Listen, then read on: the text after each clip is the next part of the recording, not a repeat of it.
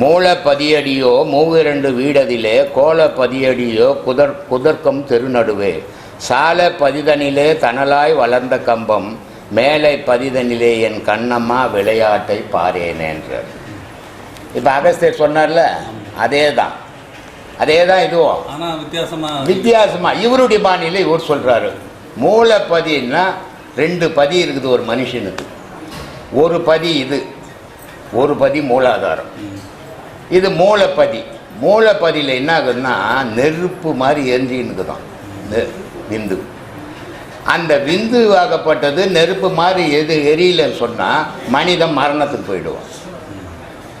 இப்போ டாக்டர்கிட்ட போனீங்கன்னா 3 நாடி பிடிச்சி பார்ப்பார் கையில். இப்போ பெருவாரி கரெக்டாக நாடி பார்க்க டாக்டர் இல்லை. போன உடனே உன்னையே கேட்டு அவரே மாத்திரை எழுதுறாரு. முன்ன வந்து இந்த 3 நாடி வைத்தியனாக இருந்தாலும் டாக்டராக இருந்தாலும் பார்ப்பாங்க. அந்த 3 நாடி என்ன நாடி? பித்தம்,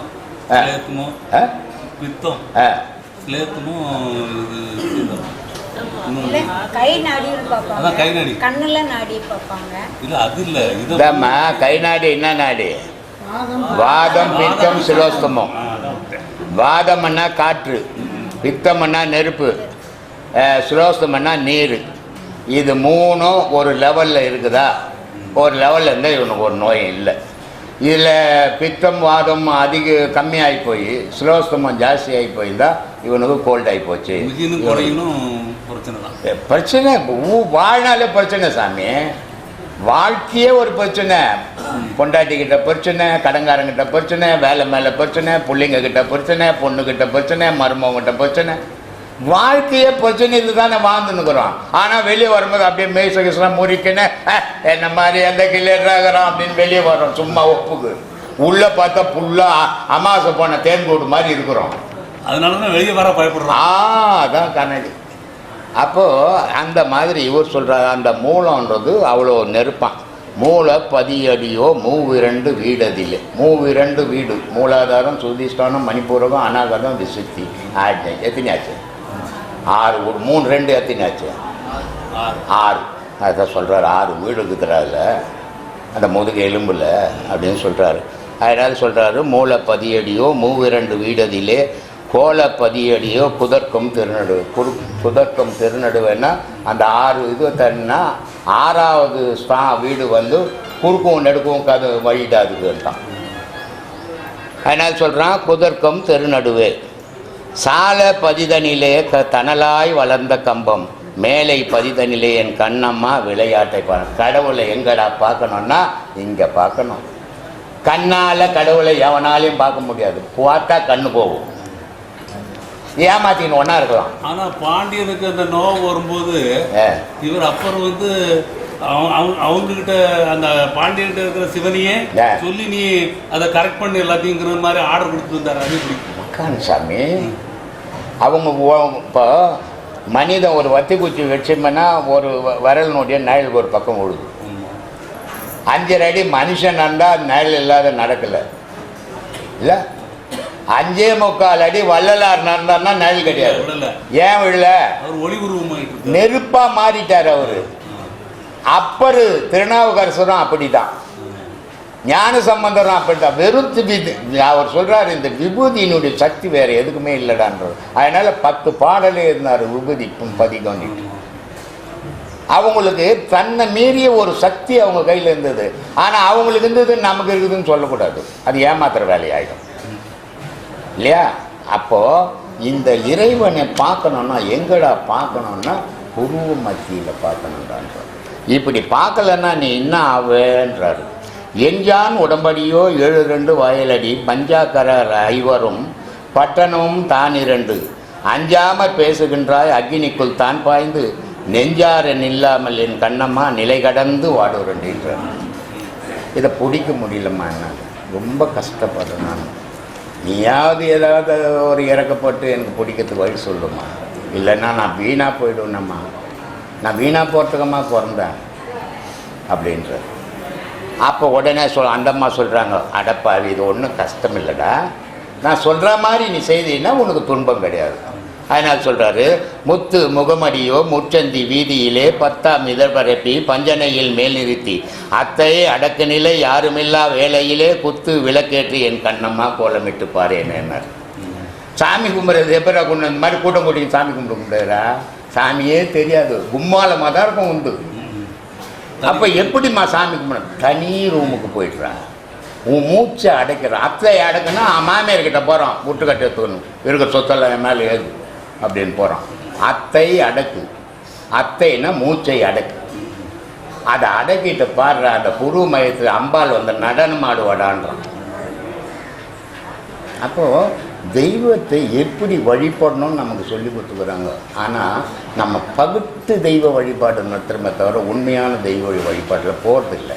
ஏன்னா உண்மையான தெய்வ வழிபாடு கடினமான கஷ்டம், பகுத்து தெய்வ வழிபாடு சுகம், சந்தோஷம், கூட்டு பிரார்த்தனை. அது ஆனால் தெய்வ வழிபாடு இல்லை, அது மத வழிபாடாக மாறிடும். நீங்கள் பிடிக்கணுன்றீங்க, அது நிலையாக நிற்க மாட்டேன், நிற்காது. அவ்வளோ சீக்கிரம் நின்று போச்சுன்னா உலகத்தில் இருக்கிறவங்களாம் பிடிச்சிடுவாங்க. சிரமப்படணும், அழுவணும், கத்தணும், கதறணும். அதுக்கிட்ட நான் யார், நான் எதுக்காக பிறந்தேன், ஏன் பொறுக்கணும்? நான் சரி பிறந்துட்டேன், சாகணுமா? நான் எப்படி நான் இதெல்லாம் விட்டுட்டு சாவேன்? அப்போ நான் யார் தான், எதுக்காக தான் வந்தேன், எனக்கு பதில் தெரியணும். அதுதான் இந்த பாடம். இந்த பாடத்தை கரெக்டாக பண்ணிங்கன்னா அதுக்கு விடை கிடைக்கும். சொல்லுங்க சாமி, என்ன பாச்சு, டீ வருதா இல்லையாப்பா?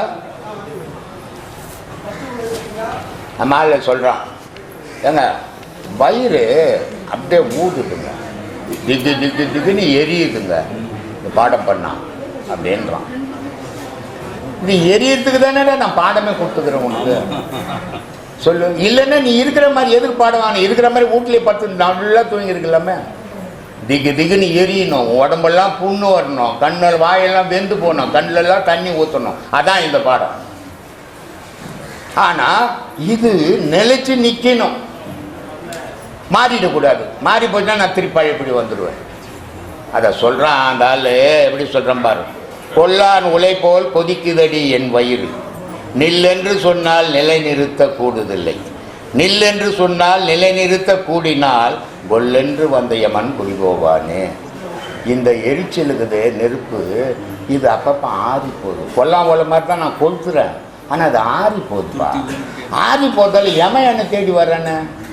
ஆனால் அது ஆறாமல் நான் எரிஞ்சிங்கன்னா நான் யமன் என்னை பார்த்தோன்னு ஒரே ஓட்டம் ஓடிட்டு வானேன்றான். அப்போ துருத்தி ஊதிக்கிட்டே இருக்கணும், ஊதிக்கிட்டே இருக்கணும். எப்பவும் போட்டு கொளுத்து. தீயில மட்டும்தான் நீ செய்த புண்ணியமும் பாவமும் அழிஞ்சு போயிடும். நீ சுத்த பிறவி ஆயிடுவ. சுத்த பிறவியானா சுத்த பொருளில் சேர்ந்துடுவ. இந்த பூமியில் உனக்கு ஜனனம் கிடையாது. ஜனனம் இல்லைன்னா மரணம் கிடையாது. இதான் சாமி ஞானம். இப்படி இருக்குது. ஆனால் கடினம், ரொம்ப கஷ்டம் இந்த பாதை. இது மற்ற ஆசிரமங்க மாதிரி உட்காரு, உள்ள போ, மேலே போ. படித்ததுலேயே ஒவ்வொரு வார்த்தைகளை வாசித்து நிறுத்தி நிறுத்தி கொண்டு வந்து வேற வேற அர்த்தங்கள்.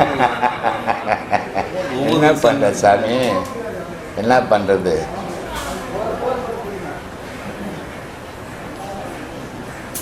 அது தனித்தனியாக பார்க்கணுன்னா ரொம்ப கஷ்டம், ரொம்ப கஷ்டம்தான் சாமி. என்ன பண்ணுறது சாமி? சொல்கிறான், உனக்கு உயிர் மனிதன், உனக்கு உயிர் எங்கன்னு உனக்கு தெரியுமாடா? நீ தானே உயிர் தானே நீ. அப்போ உன் உயிர் எங்கக்குதுன்னு நீ தெரிஞ்சுக்கினியா? தெரியுமா உனக்கு எப்போது? இல்லை அப்போ உன்னை பெற்ற அம்மா சொல்லி கொடுத்தாளா? இல்லை உன்னை இப்போ உருவாக்கின தந்தை சொல்லி கொடுத்தானா? இல்லை உன்னை கற்றுக் கொடுத்த ஆசிரியர் சொல்லி கொடுத்தானா? யாராவது சொல்லி கொடுத்தானா உன் உயிர் எங்கக்குதுன்னு? இது நீங்கள் சொன்ன உடனே எனக்கு ஒன்று வருது. ஒருத்தர் இறந்துட்டாங்கிறது எப்படி தெரிஞ்சுக்கிறது? ஃபஸ்ட்டு உபதேசம் வாங்கியிருக்குங்க. சரி, அவங்க கண் புருவத்தை இது பண்ண சொல்கிறாங்க. கண் புருவத்தை பார்க்க மூச்சு பார்த்து இது பண்ண, பார்வை மட்டும்தான் அங்கே பார்க்கணும், மனசு வந்து மூச்சு மேலே இருக்கும். அப்புறம் கால் கொஞ்சம் உடஞ்ச கால ரைட் சைடு காலை லெஃப்ட் சைடில் போட்டு பண்ண சொல்கிறாங்க. வலது காலை இடது கால் மேலே போட்டு பண்ண சொல்கிறாங்க. சரி, அது இல்லாமல் ஸ்டூல் மேலே உட்காந்து பண்ணலாங்களான்னு கேட்கலாங்க. ஏன் கீழே உட்கார முடியாது? அவனால அந்த கால் உடஞ்சிருக்கால ரெண்டாவது பண்ணு, எது எங்கே உட்காந்து பண்ணாலும் சரி. ஆனால் மனசு மூச்சு மேலே தான், உடல் மேலே இருக்கக்கூடாது. உடல் மேலே இருந்தால் கால் வலிக்குது, கை வலிக்குதுன்னு இப்போ மூச்சு எப்படி போயின்னு தெரியாத போயிடும்.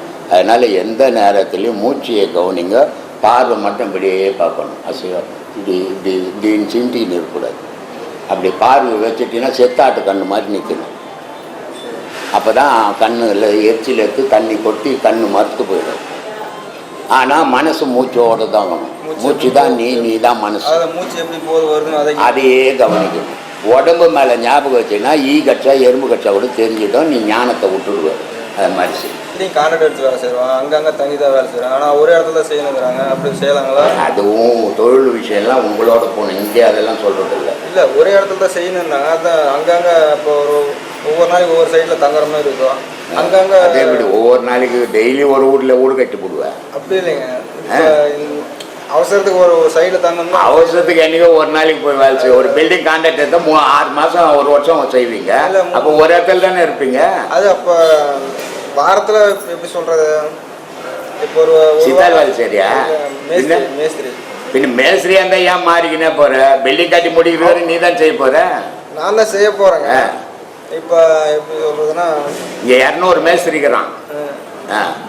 அர்ஜென்ட் ஆபத்துக்கு அர்ஜென்ட்டுலாம் டக்குன்னு வேலை செய்யணும். நீ எப்படியானா செய், அதை கரெக்டாக செய். அதான் உனக்கு பலன் தரும்.